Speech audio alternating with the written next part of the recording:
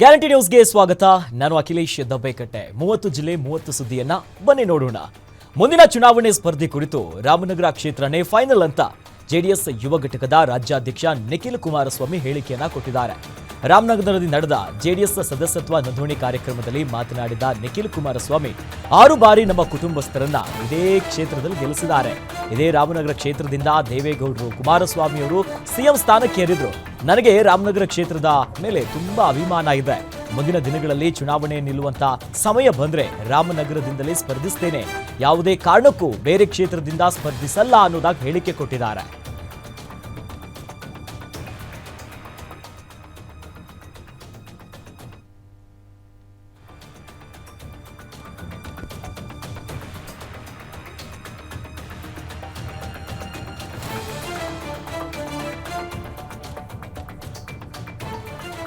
ಉಸ್ತುವಾರಿ ಸಚಿವ ಬೈರತಿ ಸುರೇಶ್ ವಿರುದ್ಧ ಕಾಂಗ್ರೆಸ್ ನಾಯಕ ಮತ್ತೆ ಕಿಡಿಕಾರಿದ್ರು. ಕೋಲಾರದಲ್ಲಿ ತೀವ್ರ ವಾಗ್ದಾಳಿ ನಡೆಸಿದ ಬಂಗಾರಪೇಟೆಯ ಶಾಸಕ ಎಸ್ಎನ್ ನಾರಾಯಣಸ್ವಾಮಿ ಉಸ್ತುವಾರಿ ಸಚಿವರು ಒಂದು ಕಣ್ಣಿಗೆ ಬೆಣ್ಣೆ ಮತ್ತೊಂದು ಕಣ್ಣಿಗೆ ಸುಣ್ಣವನ್ನ ಎರಚಿದ್ದಾರೆ. ಕೋಲಾರ ಜಿಲ್ಲೆಯಲ್ಲಿ ನನಗೆ ಹೈಕಮಾಂಡ್ ಯಾರೂ ಇಲ್ಲ. ಇಲ್ಲಿನ ಶಾಸಕರು ಅವರವರ ಭಾವಕ್ಕೆ ತಕ್ಕಂತೆ ಮಾತನಾಡ್ತಿದ್ದಾರೆ. ಜಿಲ್ಲಾ ಮಂತ್ರಿಯಾದವರು ಎಲ್ಲರನ್ನ ಒಟ್ಟುಗೂಡಿಸಿ ವಿಶ್ವಾಸಕ್ಕೆ ತೆಗೆದುಕೊಳ್ಳಬೇಕು ಅಂತ ಹೇಳಿದ್ರು.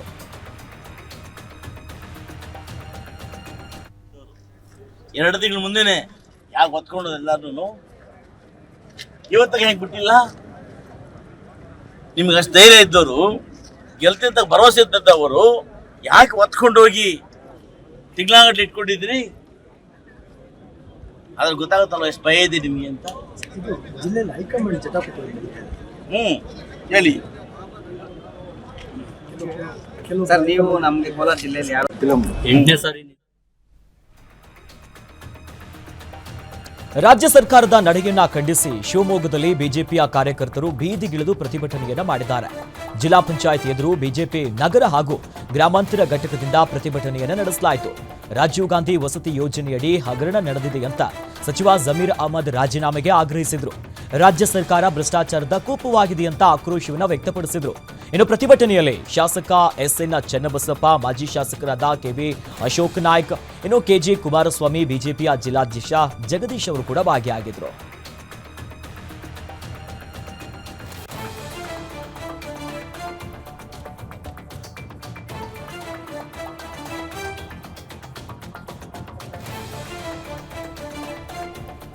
ಹಿಡಕಲ್ ಜಲಾಶಯದಿಂದ ಧಾರವಾಡದ ಕೈಗಾರಿಕಾ ಪ್ರದೇಶಗಳಿಗೆ ನೀರು ಸರಬರಾಜು ಕಾಮಗಾರಿ ಪ್ರಾರಂಭ ಆಗಿದೆ. ಜನರ ವಿರೋಧದ ನಡುವೆಯೂ ಕಾಮಗಾರಿ ಶುರುವಾಗಿರುವಂತಹ ಹಿನ್ನೆಲೆ ಹುಕ್ಕೇರಿಯಲ್ಲಿ ರೈತ ಹಾಗೂ ಕೂಲಿ ಕಾರ್ಮಿಕರ ಸಂಘ ಬೃಹತ್ ಪ್ರತಿಭಟನೆಯನ್ನು ನಡೆಸಿದೆ. ಪ್ರತಿಭಟನೆ ವೇಳೆ ನಮ್ಮ ನೀರು ನಮ್ಮ ಹಕ್ಕು ಅಂತ ಘೋಷಣೆಯನ್ನ ಕೂಗಿ ಸರ್ಕಾರದ ವಿರುದ್ಧ ಆಕ್ರೋಶವನ್ನ ಹೊರಗಾಕಿದ್ರು. ಮಾಜಿ ಸಚಿವ ಶಶಿಕಾಂತ್ ನಾಯಕ್ ನೇತೃತ್ವದಲ್ಲಿ ಬಸವೇಶ್ವರ ವೃತ್ತದಲ್ಲಿ ನಡೆದಂತಹ ಪ್ರತಿಭಟನೆಯಲ್ಲಿ ಮಾನವ ಸರಪಳಿಯನ್ನ ನಿರ್ಮಿಸಿ ಆಕ್ರೋಶವನ್ನ ವ್ಯಕ್ತಪಡಿಸಲಾಯಿತು. ಇನ್ನು ಪ್ರತಿಭಟನೆಯಲ್ಲಿ 400ಕ್ಕೂ ಹೆಚ್ಚು ಜನ ಭಾಗಿಯಾಗಿದ್ರು.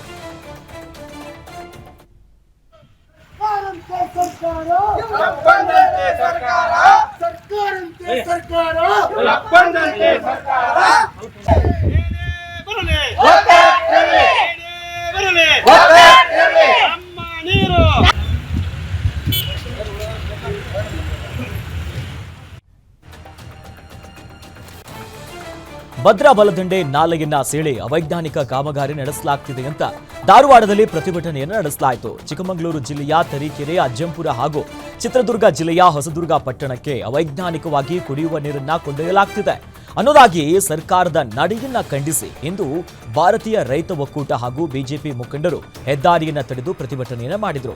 ಹೊನ್ನಳ್ಳಿಯ ಮಾಜಿ ಶಾಸಕರಾಗಿರುವ ಎಂಪಿ ರೇಣುಕಾಚಾರ್ಯ ನೇತೃತ್ವದಲ್ಲಿ ನಡೆದ ಪ್ರತಿಭಟನೆಯಲ್ಲಿ ಬಿಜೆಪಿ ಮುಖಂಡರು ಹಾಗೂ ಪೊಲೀಸರ ನಡುವೆ ವಾಗ್ವಾದ ಉಂಟಾಗಿತ್ತು. ಇನ್ನು ಪ್ರತಿಭಟನೆ ತಾರಕಕ್ಕೇರ್ತಿದ್ದಂತೆ ಎಂಪಿ ರೇಣುಕಾಚಾರ್ಯ ಅವರನ್ನ ಮತ್ತು ಕೊಡೆಯಲ್ಲಿ ಮಾಡಾಳ್ ಮಲ್ಲಿಕಾರ್ಜುನ, ಲೋಕಿಕೆರೆ ನಾಗರಾಜ್ ಸೇರಿದಂತೆ ಹಲವು ಬಿಜೆಪಿ ನಾಯಕರನ್ನ ಪೊಲೀಸರು ವಶಕ್ಕೆ ಪಡೆದರು.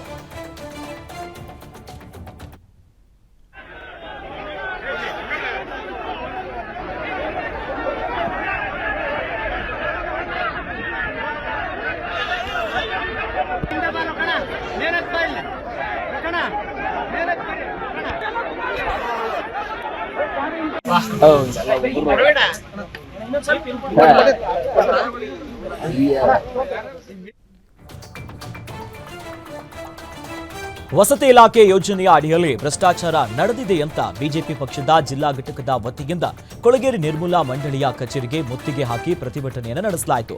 ಮಾಜಿ ಶಾಸಕ ಸೋಮಶೇಖರ್ ರೆಡ್ಡಿ ನೇತೃತ್ವದಲ್ಲಿ ನಡೆದ ಈ ಪ್ರತಿಭಟನೆಯಲ್ಲಿ ಜಮೀರ್ ಅಹಮದ್ ಒಬ್ಬ ಭ್ರಷ್ಟ ಸಚಿವ ಜಮೀರ್ ಕೂಡಲೇ ರಾಜೀನಾಮೆಯನ್ನ ನೀಡಬೇಕು ಅಂತ ಆಗ್ರಹಿಸಲಾಯಿತು. ಇನ್ನು ನಿಜವಾದ ವಸತಿ ವಂಚಿತರಿಗೆ ನ್ಯಾಯ ಒದಗಿಸುವ ಕಾರ್ಯವಾಗದೆ ಬಳ್ಳಾರಿ ಕೊಳಚೆ ನಿರ್ಮೂಲನೆ ಮಂಡಳಿಯ ಬಳ್ಳಾರಿ ಉಪವಿಭಾಗದಲ್ಲಿ ಸಾಕಷ್ಟು ಅವ್ಯವಹಾರ ನಡೀತಾ ಇದೆ ಅಂತ ಪ್ರತಿಭಟನಾಕಾರರು ಧಿಕ್ಕಾರವನ್ನ ಕೂಗಿ ತಮ್ಮ ಆಕ್ರೋಶವನ್ನ ಹೊರಹಾಕಿದ್ರು.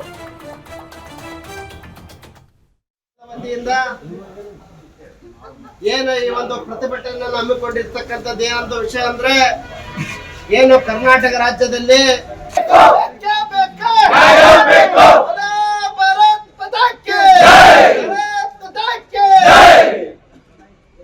ಇವತ್ತ ಈ ಒಂದು ಪ್ರತಿಭಟನೆಯಲ್ಲಿ ಭಾಗವಹಿಸಿ ದಾವಣಗೆರೆಯಲ್ಲಿ ಭದ್ರಾ ಬಲದಂಡೆ ನಾಲೆಯನ್ನ ಸೀಳಿ ಕುಡಿಯುವ ನೀರಿನ ಯೋಜನೆಗೆ ತೀವ್ರ ವಿರೋಧ ವ್ಯಕ್ತವಾಗಿದೆ. ದಾವಣಗೆರೆ ಹೊರವಲಯದ ಬಾಡಾ ಕ್ರಾಸ್ ಬಳಿ ಭಾರತೀಯ ರೈತ ಒಕ್ಕೂಟ ಹಾಗೂ ಬಿಜೆಪಿ ಮುಖಂಡರು ಹೆದ್ದಾರಿಯನ್ನ ತಡೆದು ಪ್ರತಿಭಟನೆಯನ್ನು ನಡೆಸಿದರು. ಆದರೆ ಪ್ರತಿಭಟನೆಯ ವೇಳೆ ಭಾರತೀಯ ರೈತ ಒಕ್ಕೂಟದ ಮುಖಂಡ ನಾಗೇಶ್ವರ ರಾವ್ ತೀವ್ರ ಅಸ್ವಸ್ಥಗೊಂಡರು. ಹೆದ್ದಾರಿಯಲ್ಲಿ ಅಸ್ವಸ್ಥಗೊಂಡು ಮಲಗಿದ್ದಂತ ರೈತ ಮುಖಂಡನಿಗೆ ಪೊಲೀಸ್ ಅಧಿಕಾರಿಗಳು ಪ್ರಥಮ ಚಿಕಿತ್ಸೆಯನ್ನ ನೀಡಿ ಮಾನವೀಯತೆಯನ್ನ ಮೆರೆದರು. ಕೆಆರ್ಎಸ್ ಡ್ಯಾಂನಿಂದ ಕಾವೇರಿ ನದಿಗೆ ಹೆಚ್ಚಿನ ಪ್ರಮಾಣದ ನೀರು ಬಿಡುಗಡೆ ಹಿನ್ನೆಲೆಯಲ್ಲಿ ಡ್ಯಾಂ ಬಳಿ ಕಾವೇರಿ ನದಿಯ ರುದ್ರ ರಮಣೀಯ ದೃಶ್ಯವೇ ಸೃಷ್ಟಿಯಾಗಿದೆ. ಡ್ಯಾಂನಿಂದ 30,000 ಕ್ಯೂಸೆಕ್ ನೀರು ಪ್ರಮಾಣದಿಂದ ಡ್ಯಾಂ ಬಳಿ ಕಾವೇರಿ ನದಿಯ ಬೋರ್ಗರೆತ ಶುರುವಾಗಿದೆ. 19 ಕ್ರಸ್ಟ್ ಗೇಟ್ಗಳಿಂದ ಹೊರಬರುತ್ತಿರುವಂತಹ ಕಾವೇರಿ ನದಿ ಹಾಲ್ ನೊರೆಯಂತೆ ಧುಮ್ಮಿಕ್ಕಿ ಹರಿತಾ ಇದ್ದಾಳೆ. ಡ್ಯಾಂನಿಂದ ಒಳಹರಿವು ಹೆಚ್ಚಾದರೆ 1 ಲಕ್ಷ ಕ್ಯೂಸೆಕ್ ವರೆಗೂ ನೀರಿನ ಬಿಡುಗಡೆ ಸಿದ್ಧತೆ ಮಾಡಿಕೊಳ್ಳಲಾಗ್ತಿದೆ. ಈ ಹಿನ್ನೆಲೆ ಡ್ಯಾಂ ಕೆಳಗಿನ ನದಿ ಪಾತ್ರದಲ್ಲಿ ಪ್ರವಾಹದ ಆತಂಕ ಕೂಡ ಶುರುವಾಗಿದೆ.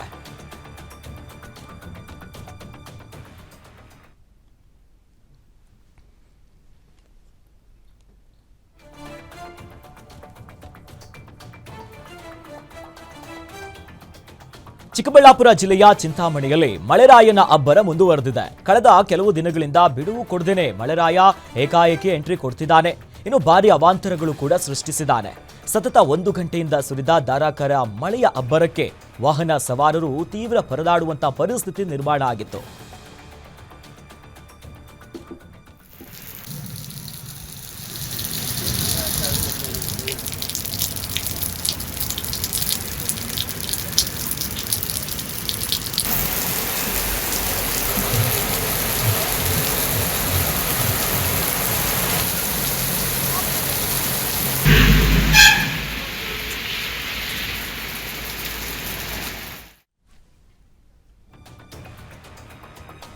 ಶಿವಮೊಗ್ಗ ಜಿಲ್ಲೆಯ ತೀರ್ಥಹಳ್ಳಿ ಭಾಗದಲ್ಲಿ ಧಾರಾಕಾರ ಮಳೆಯಾಗ್ತಿದೆ. ಹೊನ್ನೇತಾಳು ಗ್ರಾಮ ಪಂಚಾಯಿತಿ ವ್ಯಾಪ್ತಿಯ ಚೆಂಗಾರು ಗ್ರಾಮದಲ್ಲಿ ಬಾಬು ಪೂಜಾರಿ ಎನ್ನುವವರ ಮನೆ ಮೇಲೆ ಬೃಹತ್ ಮರ ಉರುಳಿ ಬಿದ್ದಿದೆ.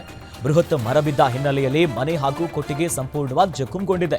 ಜೊತೆಗೆ ತೋಟಕ್ಕೂ ಸಹ ಹಾನಿಯಾಗಿದ್ದು 20ಕ್ಕೂ ಹೆಚ್ಚು ಅಡಿಕೆ ಮರಗಳು ಹಾನಿಗೀಡಾಗಿವೆ. ಅದೃಷ್ಟವಶಾತ್ ನೇತ್ರಾವತಿ ಬಾಬು ಪೂಜಾರಿ ಕುಟುಂಬ ಪ್ರಾಣ ಅಪಾಯದಿಂದ ಪಾರಾಗಿದ್ದಾರೆ. ಇನ್ನು ಘಟನಾ ಸ್ಥಳಕ್ಕೆ ಗ್ರಾಮ ಪಂಚಾಯಿತಿ ಹಾಗೂ ಕಂದಾಯ ಇಲಾಖೆಯ ಅಧಿಕಾರಿಗಳು ಭೇಟಿ ನೀಡಿ ಪರಿಶೀಲನೆಯನ್ನ ನಡೆಸಿದ್ರು. ಸೂಕ್ತ ಪರಿಹಾರ ನೀಡ್ತೇವೆ ಅಂತ ಭರವಸೆಯನ್ನ ನೀಡಿದ್ರು.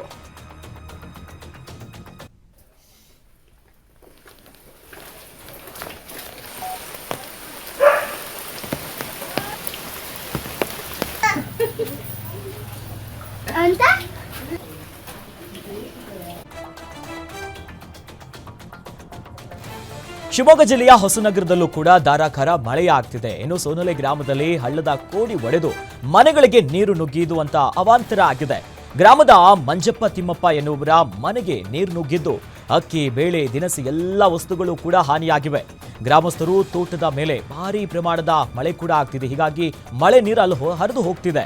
ಇನ್ನು ಸ್ಥಳೀಯ ನಿವಾಸಿಗಳು ಈಗ ಆತಂಕಕ್ಕೊಳಗಾಗಿದ್ದಾರೆ. ಮನೆ ಹತ್ತಿರ ಹಳ್ಳದ ಕೋಡಿ ಒಡೆದು ಮನೆಗೆ ನೀರು ನುಗ್ಗಿದ್ದು ಸುಮಾರು ಅಕ್ಕಿ, ಬೇಳೆ ಎಲ್ಲ ನೆಂದೋಗಿದ್ದು ಹಾಗೂ ಈ ನೀರು ಮನೆಯಿಂದ ಹೊರಗಡೆ ತೋಟದ ಮೇಲೆ ಹಾಯ್ದು ಹೋಗ್ತಾ ಇದ್ದು ತುಂಬ ನಷ್ಟ ಅನುಭವಿಸ್ತಿದ್ದಾರೆ.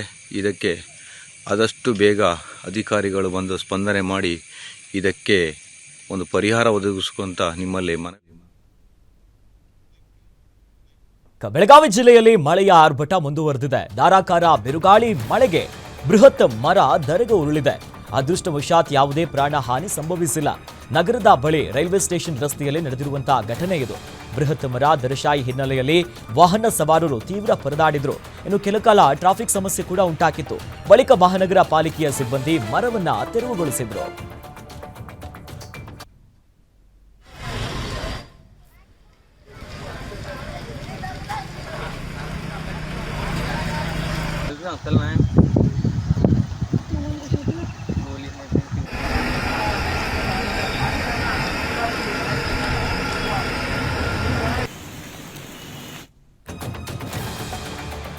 ಚಿಕ್ಕಮಗಳೂರು ಹಾಗೂ ದಕ್ಷಿಣ ಕನ್ನಡ ಸಂಪರ್ಕಿಸುವಂತ ಚಾರ್ಮಡಿ ಘಾಟ್ ವ್ಯಾಪ್ತಿಯಲ್ಲಿ ನಿರಂತರ ಮಳೆಯಾಗ್ತಿರುವಂತಹ ಕಾರಣ ಘಾಟ್ ರಸ್ತೆಯಲ್ಲಿ ದಟ್ಟ ಮಂಜು ಕವಿದಿದೆ. ಪ್ರಯಾಣಿಕರ ಸಂಚಾರಕ್ಕೆ ತೀವ್ರ ತೊಂದರೆ ಉಂಟಾಗ್ತಿದೆ.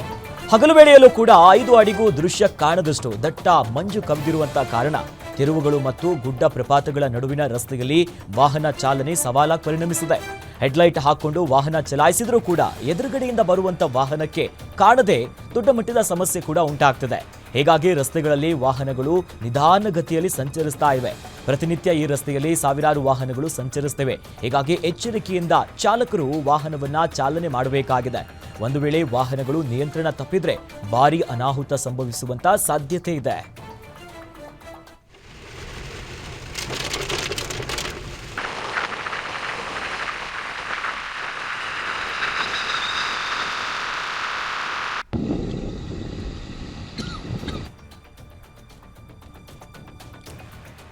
ಕಾರವಾರದಲ್ಲಿ ವಿದ್ಯುತ್ ಕಂಬ ಮುರಿದು 10ಕ್ಕೂ ಹೆಚ್ಚಿನ ಕಾರ್ಮಿಕರನ್ನ ಸಾಗಿಸುತ್ತಿದ್ದ ವಾಹನದ ಮೇಲು ಬಿದ್ದಿದೆ.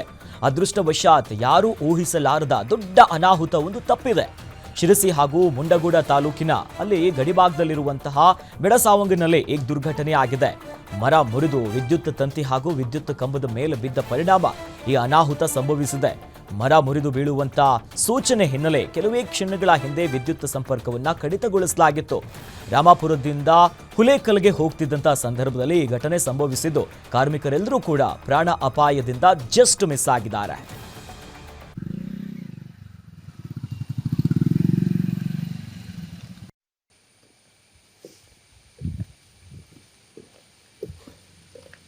ಇದು ಬೆಡ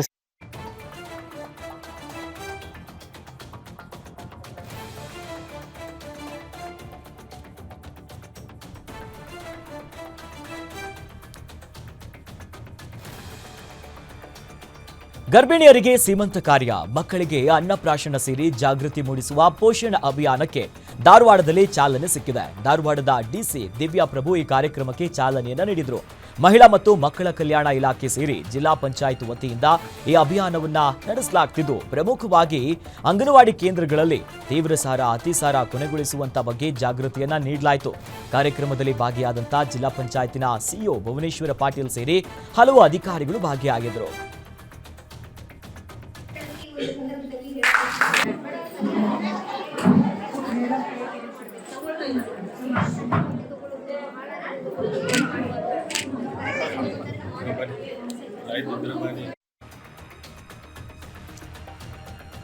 ಆಲಮಟ್ಟಿ ಜಲಾಶಯದ ನೀರಿನ ಮಟ್ಟ ಏರಿಕೆಗೆ ಮಹಾರಾಷ್ಟ್ರ ಸರ್ಕಾರದಿಂದ ವಿರೋಧ ವಿಚಾರವಾಗಿ ಮಹಾರಾಷ್ಟ್ರ ಸಚಿವ ಸಂಜಯ್ ರಾಥೋಡ್ ಪ್ರತಿಕ್ರಿಯೆಯನ್ನ ಕೊಟ್ಟಿದ್ದಾರೆ.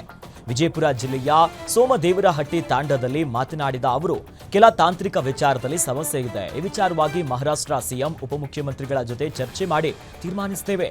ಆಲಮಟ್ಟಿ ಜಲಾಶಯದ ಎತ್ತರದಿಂದ ಏನು ಸಮಸ್ಯೆ ಆಗದಿದ್ರೆ ಒಳ್ಳೆಯದು ಅಂತ ಹೇಳಿದರು.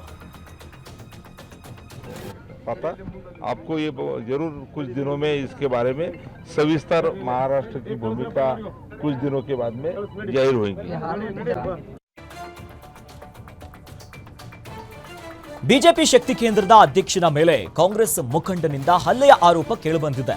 ಕಲಬುರಗಿ ಜಿಲ್ಲೆಯ ಚಿತ್ತಾಪುರ ತಾಲೂಕಿನ ವಾಡಿ ಪಟ್ಟಣದಲ್ಲಿ ಈ ಘಟನೆ ನಡೆದಿದ್ದು, ಕಾಂಗ್ರೆಸ್ನ ಮಾಜಿ ಪುರಸಭೆ ಸದಸ್ಯ ಪೃಥ್ವಿರಾಜ್ ವಾಡಿ ಇನ್ನು ಬಿಜೆಪಿ ಶಕ್ತಿ ಕೇಂದ್ರದ ಅಧ್ಯಕ್ಷ ವೀರಣ್ಣ ಯಾರಿ ಮೇಲೆ ಹಲ್ಲೆ ನಡೆಸಿದ್ದಾನೆ ಅನ್ನೋದಾಗಿ ಆರೋಪಿಸಲಾಗಿದೆ.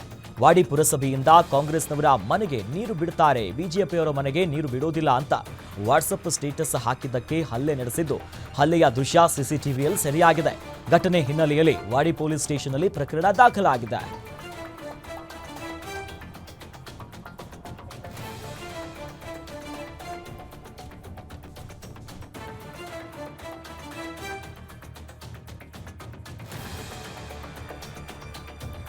ಅಬಕಾರಿ ವಾರ್ಷಿಕ ಶುಲ್ಕ ಹೆಚ್ಚಳ ಹಿನ್ನೆಲೆಯಲ್ಲಿ ಅಧಿಕ ಶುಲ್ಕದ ಹೊರಗೆ ಹುಲಿ ಬ್ರ್ಯಾಂಡ್ ಹೆಸರಿನ ಮದ್ಯ ತಯಾರಕರು ಈಗ ತತ್ತರಿಸಿದ್ದಾರೆ. ಬೆಲ್ಲದ ಮೂಲಕ ಹುಲಿ ಬ್ರ್ಯಾಂಡ್ ಹೆಸರಿನ ಮದ್ಯ ತಯಾರಿಸುತ್ತಿರುವಂತ ಮೈಸೂರು ಮೂಲದ ಕಂಪನಿಯ ಮಾಲೀಕರು ಶುಲ್ಕ ಕಡಿತಗೊಳಿಸುವಂತೆ ಸಿಎಂ ಸಿದ್ದರಾಮಯ್ಯನವರಿಗೆ ಟ್ವೀಟ್ ಮೂಲಕ ಮನವಿಯನ್ನ ಮಾಡಿದ್ರು.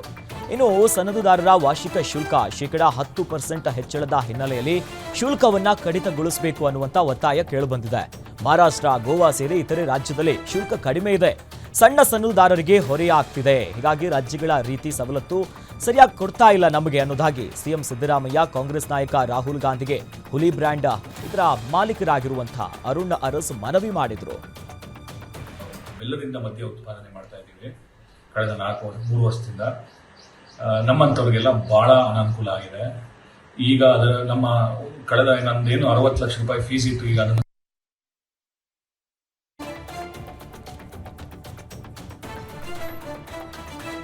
ಚಿತ್ರದುರ್ಗ ಜಿಲ್ಲೆಯ ಹೊಳಲ್ಕೆರೆ ತಾಲೂಕಿನ ತಾಲೂಕು ಪಂಚಾಯತ್ ಸಭಾಭವನದಲ್ಲಿ ನಡೆದ ಕುಂದುಕೊರತೆ ಈ ಸಭೆಯಲ್ಲಿ ಕಾಂಗ್ರೆಸ್ ಹಾಗೂ ರೈತ ಮುಖಂಡರ ಮಧ್ಯೆ ವಾಗ್ವಾದ ನಡೆದಿದೆ. ಹೊಳಲ್ಕೆರೆ ತಾಲೂಕು ಪಂಚಾಯತ್ ಸಭಾಭವನದಲ್ಲಿ ರೈತರ ಕುಂದುಕೊರತೆಯ ಸಭೆ ಆಗ್ತಾ ಇತ್ತು. ಈ ವೇಳೆ ಮಾಜಿ ಜಿಲ್ಲಾ ಪಂಚಾಯತ್ ಸದಸ್ಯ ಕಾಂಗ್ರೆಸ್ ಮುಖಂಡ ಗಂಗಾಧರ್ ಹಾಗೂ ರೈತ ಮುಖಂಡರ ನಡುವೆ ಮಾತಿನ ಚಕಮಕಿ ನಡೆದಿದೆ. ಸಭೆಗೆ ಬಂದರೂ ಕೂಡ ರೈತರು ಯಾವುದೂ ಕೂಡ ಡುಪ್ಲಿಕೇಟ್ ಅನ್ನೋದಾಗಿ ಕಾಂಗ್ರೆಸ್ ಮುಖಂಡ ಗಂಗಾಧರ ಮಾತಿಗೆ ರೈತ ಮುಖಂಡರು ಗರಂ ಆಗ್ತಾರೆ. ಮಾತಿಗೆ ಮಾತು ಬೆಳೆದು ಈ ವೇಳೆ ಕೈ ಮಿಲಾಯಿಸುವಂತ ಹಂತಕ್ಕೆ ಗಲಾಟೆ ತಿರುಗುತ್ತದೆ. ಇನ್ನು ಪರಿಸ್ಥಿತಿಯನ್ನ ನಿಭಾಯಿಸುವುದಕ್ಕೆ ಪೊಲೀಸರು ಕೂಡ ಹರಸಾಹಸವನ್ನ ಪಡ್ತಾರೆ.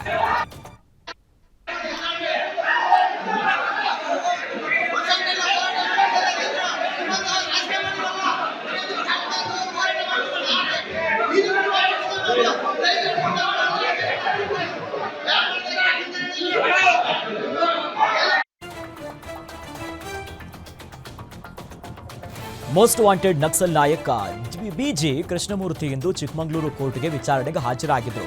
ಸಾಕೇತ್ ರಾಜನ್ ನಂತರ 1.5 ದಶಕದವರೆಗೆ ನಕ್ಸಲ್ ನಾಯಕತ್ವ ವಹಿಸಿಕೊಂಡಿದ್ದ ಬಿಜಿ ಕೃಷ್ಣಮೂರ್ತಿ ಕಳೆದ ವರ್ಷ ಕೇರಳದಲ್ಲಿ ಶರಣಾಗತಿಯಾಗಿದ್ದರು. ಇನ್ನು ನಕ್ಸಲ್ ಚಟುವಟಿಕೆ ಸಂಬಂಧ ನಕ್ಸಲ್ ಕೃಷ್ಣಮೂರ್ತಿ ಮೇಲೆ 66 ಪ್ರಕರಣಗಳು ದಾಖಲಾಗಿದ್ವು.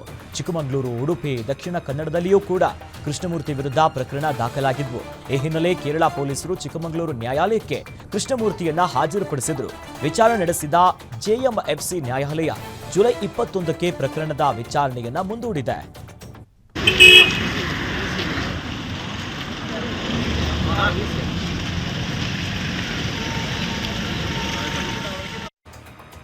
ಮುಖ್ಯ ಅಡುಗೆ ಸಿಬ್ಬಂದಿಯಾಗಿ ದಲಿತ ಮಹಿಳೆಯನ್ನ ನೇಮಿಸಿದ ಹಿನ್ನೆಲೆ ಚಾಮರಾಜನಗರದ ಹೊಮ್ಮ ಸರ್ಕಾರಿ ಹಿರಿಯ ಪ್ರಾಥಮಿಕ ಶಾಲೆಯಲ್ಲಿ ವಿದ್ಯಾರ್ಥಿಗಳ ಸಂಖ್ಯೆ 1ಕ್ಕೆ ಕುಸಿದಿದೆ.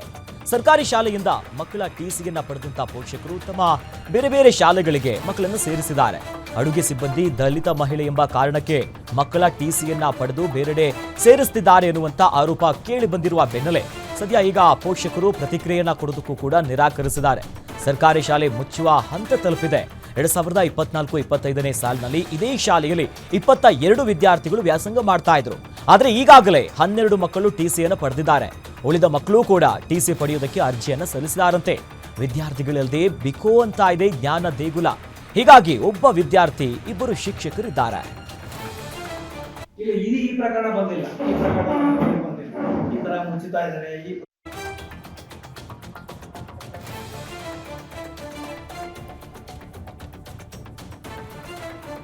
ಇನ್ನು ದಲಿತ ಮಹಿಳೆ ಅಡುಗೆ ಕಾರಣಕ್ಕೆ ಮಕ್ಕಳು ಟಿಸಿ ಪಡೆದಿದ್ದಾರೆ ಎನ್ನುವಂತ ಆರೋಪಕ್ಕೆ ಸಂಬಂಧಪಟ್ಟಂತೆ ಹೊಮ್ಮ ಗ್ರಾಮಕ್ಕೆ ಅಧಿಕಾರಿಗಳ ತಂಡ ಭೇಟಿ ನೀಡಿ ಗ್ರಾಮಸ್ಥರೊಂದಿಗೆ ಸಭೆಯನ್ನು ನಡೆಸಿದ್ದಾರೆ.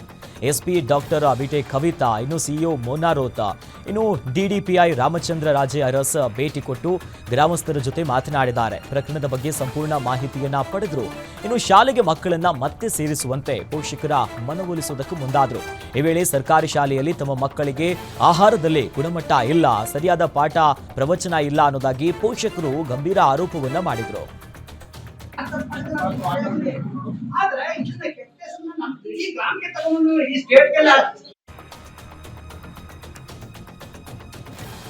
ಕಲಬುರಗಿಯಲ್ಲಿ 3 ಮಾರಕಾಸ್ತ್ರಗಳಿಂದ ಕೊಚ್ಚಿ ಕೊಲೆ ಮಾಡಿದ ಪ್ರಕರಣದಲ್ಲಿ 4 ಆರೋಪಿಗಳು ಪೊಲೀಸರಿಗೆ ಶರಣಾಗಿದ್ದಾರೆ.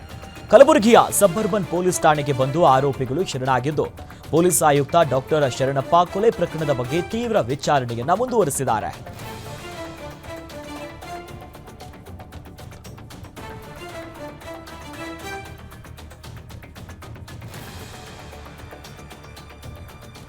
ಇನ್ನು ಯಾದಗಿರಿ ಜಿಲ್ಲೆಯ ವಡಗಿರ ತಾಲೂಕಿನ ಬೆಂಡಬೆಂಬಳಿ ಗ್ರಾಮದಲ್ಲಿ ಹಿಂದೂ ದೇವರ ಕನಸಿನಂತೆ ದರ್ಗಾ ನಿರ್ಮಾಣ ಮಾಡಲಾಗಿದೆ.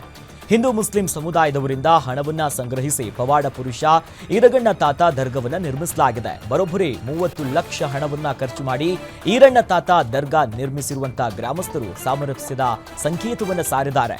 ಇನ್ನು ಹಜರತ್ ಇಮಾಮ ಕಾಸಿಂ ದೇವರ ಸೇವಕರಾಗಿದ್ದ ಈರಣ್ಣ ತಾತ ಹಲವಾರು ಪವಾಡವನ್ನ ಸೃಷ್ಟಿಸಿದಾರು ಅಂತ ಇತಿಹಾಸ ಹೇಳುತ್ತೆ. ಇನ್ನು 283 ವರ್ಷಗಳ ಹಿಂದೆ ಐಕ್ಯರಾಗಿದ್ದ ಈರಣ್ಣ ತಾತ ಅವರ ಮೃತದೇಹವನ್ನ ಬೆಂಡಬೆಂಬಳಿ ಗ್ರಾಮದ ಹೃದಯ ಭಾಗದಲ್ಲೇ ಅಂತ್ಯಕ್ರಿಯೆಯನ್ನ ಮಾಡಿ ಸಮಾಧಿಯನ್ನ ನಿರ್ಮಿಸಲಾಗಿತ್ತು. ಗ್ರಾಮದ ಭಕ್ತನೊಬ್ಬನ ಕನಸಿನಲ್ಲಿ ಬಂದು ಸೂಚನೆ ನೀಡಿದ ಹಿನ್ನೆಲೆ ಭಕ್ತರ ಇಷ್ಟಾರ್ಥ ಪೂರೈಸುವ ಈರಣ್ಣ ತಾತ ದರ್ಗವನ್ನ ದೊಡ್ಡದಾಗಿ ನಿರ್ಮಿಸಲಾಗಿದೆ. ದೈವನೇ ಕಲಿತು ದರ್ಗಾ ನಿರ್ಮಾಣ ಮಾಡಿತು. ಅದು ದರ್ಗಾ ಫಸ್ಟಿಗೆ ಸ್ವಂತ ಇತ್ತು ಶಿವ ಪೂಜಾರಿ ರಂಜನಿಗೆ ಅವರು. ಚಲಿಸುತ್ತಿದ್ದ ರೈಲಿನಿಂದ ಬಿದ್ದು ಯುವಕನೋರ್ವ ದಾರುಣವಾಗಿ ಸಾವನ್ನಪ್ಪಿದ್ದಾನೆ. ಬೀದರ್ ಜಿಲ್ಲೆಯ ಹುಮ್ನಾಬಾದ್ ರೈಲ್ವೆ ನಿಲ್ದಾಣದಲ್ಲಿ ಈ ದುರ್ಘಟನೆ ಸಂಭವಿಸಿದೆ. ಕಲಬುರಗಿಯಿಂದ ಬೀದರ್ ಕಡೆ ಸಂಚರಿಸುತ್ತಿದ್ದ ರೈಲು ಹುಮ್ನಾಬಾದ್ ರೈಲ್ವೆ ಸ್ಟೇಷನ್ ಬಳಿ ನಿಂತಿತ್ತು. ಈ ವೇಳೆ ನೀರು ತರೋದಕ್ಕೆ ಅಂತ ರೈಲಿನಿಂದ ಕೆಳಗಿಳಿದು ಮತ್ತೆ ಮೇಲ್ ಹತ್ತುವಾಗ ಕಾಲು ಜಾರಿ ಬಿದ್ದಂತ ಪ್ರಯಾಣಿಕ ಸಾವಿಗೀಡಾಗಿದ್ದಾನೆ. ಮೃತ ಯುವಕನನ್ನ ಕಲಬುರಗಿ ಮೂಲದ ಬಸವನಗರದ ನಿವಾಸಿ 31 ವರ್ಷದ ವಿಜಯಾನಂದ ಅನ್ನೋದಾಗಿ ಗುರುತಿಸಲಾಗಿದೆ. ಕಾಡಿನಿಂದ ದಾರಿ ತಪ್ಪಿದ ಜಿಂಕೆಯೊಂದು ಇನ್ನು ಜನವಸತಿ ಪ್ರದೇಶಕ್ಕೆ ಎಂಟ್ರಿ ಕೊಟ್ಟಿದೆ. ಜನವಸತಿ ಪ್ರದೇಶದಲ್ಲಿ ಸಂಚರಿಸಿಕೊಂಡು ಇನ್ನು ಗಾಬರಿಗೊಂಡು ವನ್ಯಜೀವಿ ಮನೆಯ ಮೇಲೆ ಜಿಗಿದಿದೆ. ಜಿಂಕೆ ಹಾರಿದ ರಭಸಕ್ಕೆ ಮನೆಯ ಹಂಚು ಶೀಟ್ ಎಲ್ಲವೂ ಕೂಡ ಹಾನಿಯಾಗಿದೆ. ಚಿಕ್ಕಮಗಳೂರು ಜಿಲ್ಲೆಯ ಮೂಡಿಗೆರೆ ತಾಲೂಕಿನ ಬಹಳ ಪ್ರಮುಖವಾಗಿ ಶಿವಾಜಿ ನಗರದಲ್ಲಿ ಈ ಘಟನೆ ಆಗಿದೆ. ಕೆಕೆ ಗೋಕುಲ್ ಮತ್ತು ಟಿಕೆ ಹಸೈನ್ನಾರ್ ಎನ್ನುವವರಿಗೆ ಸೇರಿದಂತ ಮನೆಗಳಿಗೆ ಈಗ ಹಾನಿಯಾಗಿದೆ. ಗಾಯಗೊಂಡ ನಂತರ ಸುಧಾರಿಸಿಕೊಂಡಂತ ಜಿಂಕೆ ಮತ್ತೆ ತೋಟದತ್ತ ಹೆಜ್ಜೆಯನ್ನ ಇಟ್ಟಿದೆ. ಬೆಳಗಾವಿಯಲ್ಲಿ ರೈತನ ಮೇಲೆ ಕರಡಿ ದಾಳಿ ನಡೆಸಿದೆ. 55 ವರ್ಷದ ರೈತ ದಶರಥ ಅವರ ಮೇಲೆ ಕರಡಿ ಗಂಭೀರವಾಗಿ ದಾಳಿ ಮಾಡಿದೆ. ಇನ್ನು ಖಾನಾಪುರ ತಾಲೂಕಿನ ಕಣಕುಂಬಿ ಬಳಿ ಈ ಘಟನೆ ನಡೆದಿದೆ. ಇಂದು ಬೆಳಗಿನ ಜಾವ ಜಮೀನಿನಲ್ಲಿ ಕೆಲಸ ಮಾಡ್ತಿದ್ದಂತ ವೇಳೆ ಕರಡಿ ಏಕಾಏಕಿಯಾಗಿ ದಾಳಿ ನಡೆಸಿದ್ದು ರೈತ ದಶರಥನ ಮುಖಕ್ಕೆ ಗಂಭೀರವಾಗಿ ಗಾಯ ಆಗಿದೆ. ಬೆಳಗಾವಿ ಜಿಲ್ಲಾಸ್ಪತ್ರೆಯಲ್ಲಿ ದಶರಥ ದಾಖಲಾಗಿದ್ದು ಚಿಕಿತ್ಸೆ ಮುಂದುವರಿಸಲಾಗ್ತಿದೆ. ಇನ್ನು ಘಟನಾ ಸ್ಥಳಕ್ಕೆ ಅರಣ್ಯಾಧಿಕಾರಿಗಳು ದೌಡಾಯಿಸಿ ಮಾಹಿತಿಯನ್ನ ಸಂಗ್ರಹಿಸಿದ್ರು. ಸದ್ಯ ಗಂಭೀರ ಗಾಯಗೊಂಡಿದ್ದ ರೈತನನ್ನ ಜಿಲ್ಲಾಸ್ಪತ್ರೆಯಿಂದ ಖಾಸಗಿ ಆಸ್ಪತ್ರೆಗೆ ರವಾನಿಸಲಾಗಿದೆ. ಹಾಸನ ಜಿಲ್ಲೆಯಲ್ಲಿ ಹೃದಯಾಘಾತದ ಮರಣ ಮೃದಂಗ ಮುಂದುವರೆದಿದೆ. 32 ವರ್ಷದ ಆಟೋ ಚಾಲಕ ಯೋಗೇಶ್ ಹಾರ್ಟ್ ಅಟ್ಯಾಕ್ಗೆ ಬಲಿಯಾಗಿದ್ದಾರೆ. ಚಂದ್ರಾಯಪಟ್ಟಣ ತಾಲೂಕಿನ ಹೊನ್ನೇಹಳ್ಳಿ ಗ್ರಾಮದಲ್ಲಿ ಘಟನೆ ಆಗಿರುವುದು. ಇಂದು ಬೆಳಿಗ್ಗೆ ಹೃದಯ ಸ್ತಂಭನವಾಗಿ ಆಟೋ ಚಾಲಕ ಯೋಗೇಶ್ ಸಾವನ್ನಪ್ಪಿದ್ದಾರೆ. ಕುಟುಂಬಕ್ಕೆ ಆಧಾರವಾಗಿದ್ದಂಥ ಮಗನನ್ನ ಕಳೆದುಕೊಂಡಂತ ಪೋಷಕರ ಆಕ್ರಂದನ ಮುಗಿಲು ಮುಟ್ಟಿದೆ. ಚಾಲಕನ ನಿರ್ಲಕ್ಷ್ಯ ಹಾಗೂ ಕಳಪೆ ಗುಣಮಟ್ಟದ ರಸ್ತೆಯಿಂದ ಬಸ್ ಪಲ್ಟಿ ಹೊಡೆದಿರುವಂತಹ ಘಟನೆ ಹುಬ್ಬಳ್ಳಿಯಲ್ಲಾಗಿದೆ. ಜಿಟಿಜಿಟಿ ಮಳೆಯಲ್ಲಿ ಪ್ರಯಾಣಿಕರನ್ನ ಹೊತ್ತು ಸಾಗ್ತಿದ್ದಂತ ವಾಯುವ್ಯ ಕರ್ನಾಟಕ ರಸ್ತೆ ಸಾರಿಗೆಯ ಬಸ್ ಪಲ್ಟಿ ಆಗಿದೆ. 50ಕ್ಕೂ ಅಧಿಕ ಜನ ಪ್ರಯಾಣಿಸುತ್ತಿದ್ದಂತ ಶಿರಹಟ್ಟಿ ಕೋಳಿವಾಡ ಬಸ್ ಪಲ್ಟಿ ಆಗಿದೆ. ಬಸ್ನಲ್ಲಿ ಪ್ರಯಾಣಿಸುತ್ತಿದ್ದ 20ಕ್ಕೂ ಹೆಚ್ಚು ಅಧಿಕ ಮಹಿಳೆಯರಿಗೆ ಹಾಗೂ ಮಕ್ಕಳಿಗೆ ಸಣ್ಣಪುಟ್ಟ ಗಾಯ ಆಗಿದೆ. ಅದೃಷ್ಟವಶಾತ್ ಅಪಘಾತದಲ್ಲಿ ಯಾವುದೇ ಪ್ರಾಣ ಹಾನಿ ಸಂಭವಿಸಿಲ್ಲ. ಇನ್ನು ಗಾಯಾಳುಗಳನ್ನ ಸರ್ಕಾರಿ ಆಸ್ಪತ್ರೆಗೆ ದಾಖಲಿಸಲಾಗಿದೆ. ಘಟನಾ ಸ್ಥಳಕ್ಕೆ ಪೊಲೀಸರು ಭೇಟಿ ನೀಡಿ ಪರಿಶೀಲನೆಯನ್ನ ನಡೆಸಿದರು. ಸಿಗಂದೂರು ಸೇತುವೆಯ ನಿರ್ಮಾಣ ಕಾಮಗಾರಿ ಅಂತಿಮ ಹಂತಕ್ಕೆ ತಲುಪಿದೆ. ಇದೀಗ ಲೋಡ್ ಗಟ್ಟಲೆ ಟಿಪ್ಪರ್ ಲಾರಿಗಳನ್ನ ಹ್ಯಾಂಗಿಂಗ್ ಸೇತುವೆಯ ಮೇಲೆ ನಿಲ್ಲಿಸಿ ಲೋಡ್ ಟೆಸ್ಟಿಂಗ್ ಮಾಡಿಸಲಾಗಿದೆ. ಕೊಲ್ಲೂರು ಮತ್ತು ಸಿಗಂದೂರು ದೇವಸ್ಥಾನಗಳಿಗೆ ಸಂಪರ್ಕ ಕಲ್ಪಿಸುವಂತ ಈ ಸೇತುವೆ ಸುಮಾರು 450 ಕೋಟಿ ರೂಪಾಯಿ ವೆಚ್ಚದಲ್ಲಿ ನಿರ್ಮಾಣಗೊಳ್ಳುತ್ತಾ ಇದೆ. ಆಧುನಿಕ ತಂತ್ರಜ್ಞಾನವನ್ನು ಬಳಸಿ ನಿರ್ಮಿಸಿರುವಂತಹ ದೇಶದ 2ನೇ ಉದ್ದದ ಸೇತುವೆ ಇದಾಗಿದೆ. ಸೇತುವೆ ಪರಿಶೀಲನೆಯ ದೃಶ್ಯ ಡ್ರೋನ್ ಕಣ್ಣಲ್ಲಿ ಸೆರೆಯಾಗಿದ್ದು ಸಿಗಂದೂರು ಸೇತುವೆಯ ಲೋಡ್ ಟೆಸ್ಟ್ನ ಮನಮೋಹಕ ದೃಶ್ಯ ಸಿಕ್ಕಾಪಟ್ಟೆ ಸದ್ದು ಮಾಡುತ್ತಿದೆ.